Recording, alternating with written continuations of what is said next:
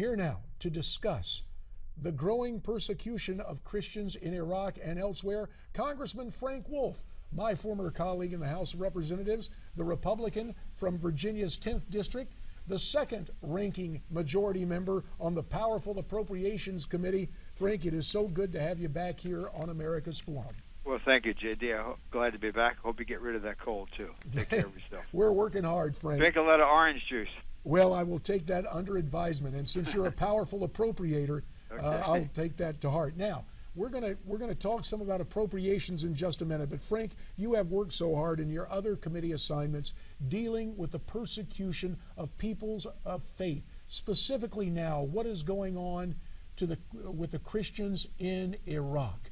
What are you hearing? What's the latest? It's not very good. We had the patriarch in to see us last Thursday. We are literally seeing the end of Christianity in Iraq, and more biblical activity took place in Iraq than any other country of the world other than Israel.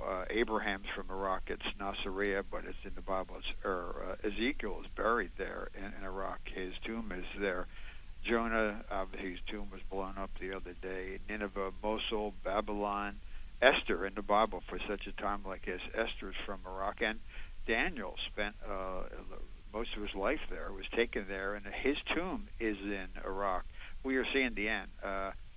In Mosul, they've been forced out. There are some videos that are on that are so graphic that you can't even look at them. I mean, they're beheading people. They're doing unbelievable things. Most have left. Have gone up to the Kurdish area. The elderly some have converted because they either convert or they're killed. And I guess the difference and I listened to that brief segment on the Berlin Wall, and I think the difference between now and then is we have some great leaders. We had President Reagan, obviously, who you knew very well, but we also had Pope John Paul, and we had Margaret Thatcher. Now, Pope Francis has spoken out about this, but many of the religious leaders in the West have really not, and the president has been very, very silent. Secretary Kerry has been very silent, and their silence almost brings to mind the words of Martin Luther King when he said, in the end, we will remember not the words of our enemies, but the silence of our friends. And the silence of the president and the silence of this administration is unbelievable. It is just incredible, and yet for some reason they don't feel any compulsion to speak out.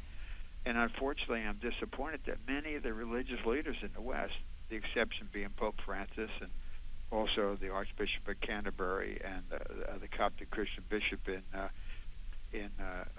England, and also Russell Moore from the Southern Baptists, others have been silent. But we're seeing the end. We're literally, this is not overstatement. You know, there is also a saying in the Middle East, first the Saudi people, and then the Sunni people. The Saudi people, the Jewish community. In 1950, the Jewish population of Iraq was 150,000. Today, there's roughly, they say, 4 individuals or 1. And so you're seeing the same thing happening. In 2003, the Christian population of Iraq was 1.5 million. They're now down to roughly 250,000, roughly, and they're leaving in droves. Frank, you brought this topic up yesterday on Capitol Hill, we know. Can you tell us what was the reaction and what do you hope to come out of that? Well, we're going to give another major speech this afternoon when the House finishes voting. I just want to get the president to say something.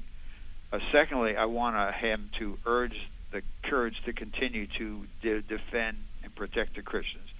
Thirdly, I want him to put pressure on the Maliki government to defend the Christians. When Mosul was falling, Maliki flew out and drove out the Shia, but left the Christians there to die, basically. And as you know, they're painting the N, which means Nazarene, on their homes so that they know who they are, or the Christian homes. Fourthly, I want this administration to reprogram some of this money and give it to a group like Catholic Relief or World Vision or Save the Children, because we're getting reports from the patriarch, there's no water, there's no food, there's nothing up there, there's no blanket, nothing. In the less than 2 minutes that we have, Frank, you mentioned that you'd like to see the president and his people react. You made mention of the Pope, and yet there are some saying that Pope Francis could do more.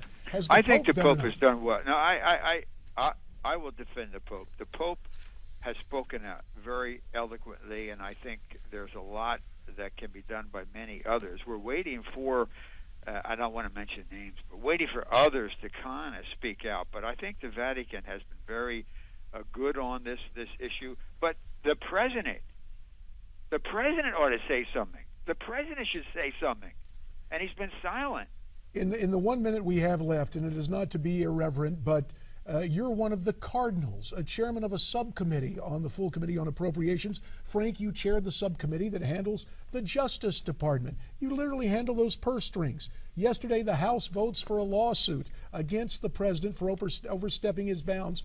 Why the lawsuit instead of Congress's first and constitutional ability, the power of the purse? We've got about 45 seconds, Frank. Why don't we exercise cutting off spending? Well, I think we should, and I have in my bill. In fact, is for every report that this administration, Eric Holder, is not sending up, we are docking him by $1 million, and I think we should use the power of the purse. I have, but I think we should do it across the board. That's the more effective way, but I think many people said because of the Obamacare that the new things that come out, he exempts. That was the target. But I think the most powerful thing you can is cut off, and that's what we've done at Justice. And on that point of agreement, Chairman Frank Wolf of the Commerce State Science Subcommittee, we thank you so much for your time. There is more straight ahead here on America's Forum.